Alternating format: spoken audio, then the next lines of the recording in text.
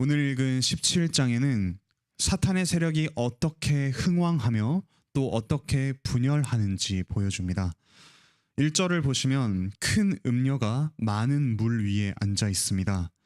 이 음녀는 하나님의 백성을 유혹하고 또 핍박하는 세상의 대표라고 할 수 있습니다. 이 땅에 사는 많은 이들이 이 음녀와 더불어 음행하며 즉 하나님을 대적했습니다.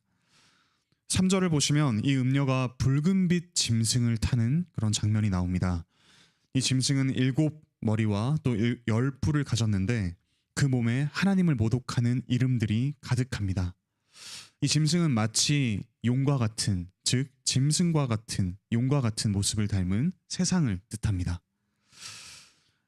이 짐승을 탄 음녀의 모습을 보시면 자줏빛 그리고 붉은빛 옷을 입고 금과 보석과 진주로 자신을 치장합니다. 이렇게 하나님을 대적하는 이들의 모습은 화려하고 매혹적이기도 합니다. 이런 모습은 대세가 되어서 마치 이를 따르지 않는 이들은 초라하고 세상에 뒤지는 것처럼 보이기도 합니다. 하지만 이 화려한 모습 안에 가득한 내용이 무언가요? 가증한 물건과 음행의 더러운 것들입니다. 우리 그리스도인들은 대세를 따르지 않기에 그 화려한 모습에 동참하지 않기에 때로는 피를 흘리며 순교합니다. 손해를 보며 살 때가 아주 많습니다. 하나님을 대적하는 세상은 이런 우리의 모습을 보고 즐기며 그 피에 취합니다. 이렇게 너무도 두렵고 강렬한 모습 때문에 이 환상을 본 요한은 심히 놀란다고 합니다. 하지만 환상을 보여준 천사가 놀라지 말라고 말하며 이 요한에게 음녀와 짐승의 말로 그 결국을 보여줍니다. 8절을 보시면 이 짐승은 전에 있었다가 지금은 없으나 장차 올 그런 자라고 합니다. 마치 전에도 계셨고 지금도 계시며 장차 오실 우리 하나님을 모방하는 것 같습니다. 이렇게 모방하지만 결코 완전하지는 못한 존재입니다. 이 짐승의 모습을 자세히 보시면 그 7머리는 과거와 현재와 미래에 이 세상에 군림하는 7왕이라고 합니다. 또 이 10개의 뿔 역시 이 세상에 군림할 왕들을 가리킵니다. 7머리와 10뿔을 가진 짐승은 모두 이 세상을 다스리는 큰 왕이라고 할 수 있겠습니다. 그리고 이 왕들이 어떻게 하나요? 짐승과 함께 힘을 모아서 결국 어린 양과 싸우게 됩니다. 하지만 이 세상을 다스리는 진짜 왕이 누구십니까? 만주의 주시오 만왕의 왕이신 어린 양이십니다. 이 짐승과 같은 무시무시한 모습을 굳이 하지 않으시고서도 오히려 그 몸에 죽은 것 같은 상처를 가지시고서도 이 세상을 통치하시는 그 어린 양이 진짜 왕이십니다. 사실 겉으로 보면 이 어린 양과 짐승은 싸움이 되지 않는 것처럼 보입니다. 짐승이 어린 양을 잡아먹을 것만 같죠. 하지만 성경은 우리에게 분명히 말씀하십니다. 어린 양이 짐승에게 반드시 승리하리라. 부르심과 택하심을 받은 우리 역시 반드시 승리하리라. 비록 우리의 모습이 초라해 보이고 또 연약해 보일지라도 우리는 어린 양 되신 예수 그리스도를 따르는 자들입니다. 약함이 강함을 이기고 희생이 굴림을 이기는 이 승리의 비결을 가진 자들입니다. 이를 믿으며 담대하게 승리하며 살아가시기 바랍니다.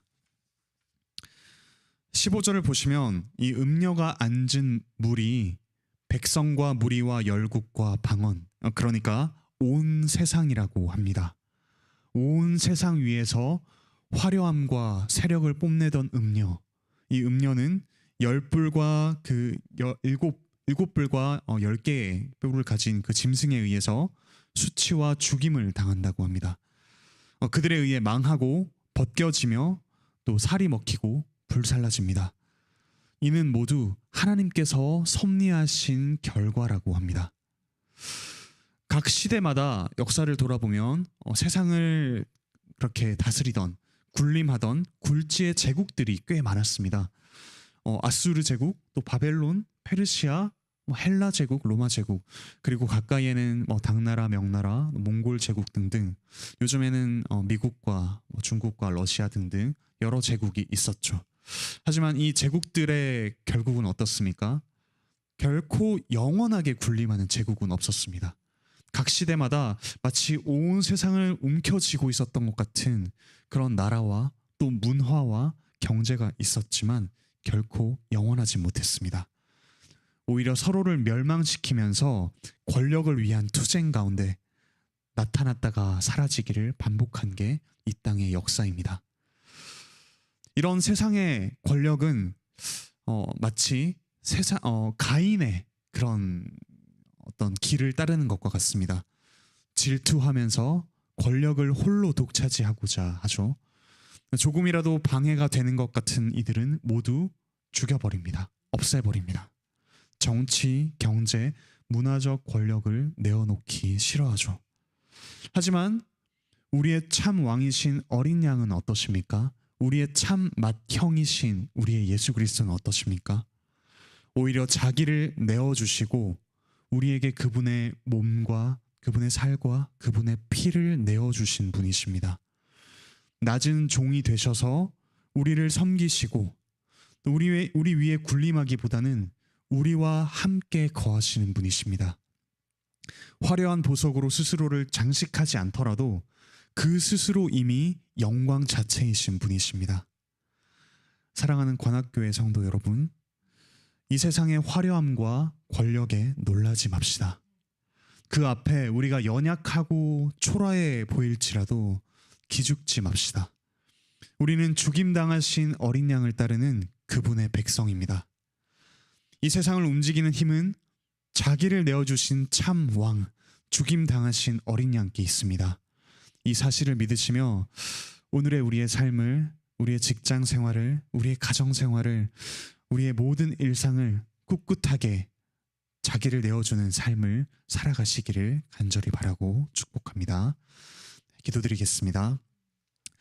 하늘에 계신 우리 아버지 하나님, 자기를 내어주신 어린 양이 참 왕이시오, 만주의 주시오, 만왕의 왕이십니다. 이 세상에는 온갖 화려한 것들, 또 강력해 보이는 것들이, 그런 정치와 경제와 문화의 권력을 가진 이들이 이 세상을 움직이는 것만 같습니다. 그러나 오늘 요한이 본 환상을 통해서 하나님께서 우리에게 분명히 말씀해 주셨습니다. 어린 양이 반드시 이기리라. 그분을 따르는 그분의 백성이 반드시 이기리라. 우리가 이 사실을 믿으며 어린 양 되신 예수 그리스도를 신실하게 따라가게 하여 주시옵소서. 연약해 보이는 우리의 모습에 부끄러워하지 않고, 초라해 보이는 우리의 모습에 스스로를 감추지 않고 기꺼이 우리 자신을 내어주는, 우리를 내어줌으로써 오히려 패배함으로써 승리하는 그런 승리를 날마다 맛보는 우리 모든 관악교회 성도들 될 수 있도록 아버지 하나님 인도하여 주시옵소서. 감사드리며 예수 그리스도의 이름으로 기도드립니다. 아멘. 함께 들으신 말씀 기억하시면서 기도하실 텐데요. 오늘 특별히 기도할 제목 제가 몇 가지 또 말씀드리겠습니다. 우리 고신 총회 안에 경기 동부노회가 있습니다. 그 안에 74개, 74개 교회가 있는데요. 조직교회 29개, 또 미조직교회 35개, 기도소 10개가 있습니다. 우리의 형제된 우리 경기 동부노회가 말씀과 기도로 성장할 수 있도록 함께 기도해 주시면 좋겠습니다. 또 하나님의 구원 역사를 가로막는 모든 장애물 앞에서 우리가 즉시 부르짖으며 영광스러운 회복을 누리도록 함께 기도하시겠습니다. 기도하시겠습니다.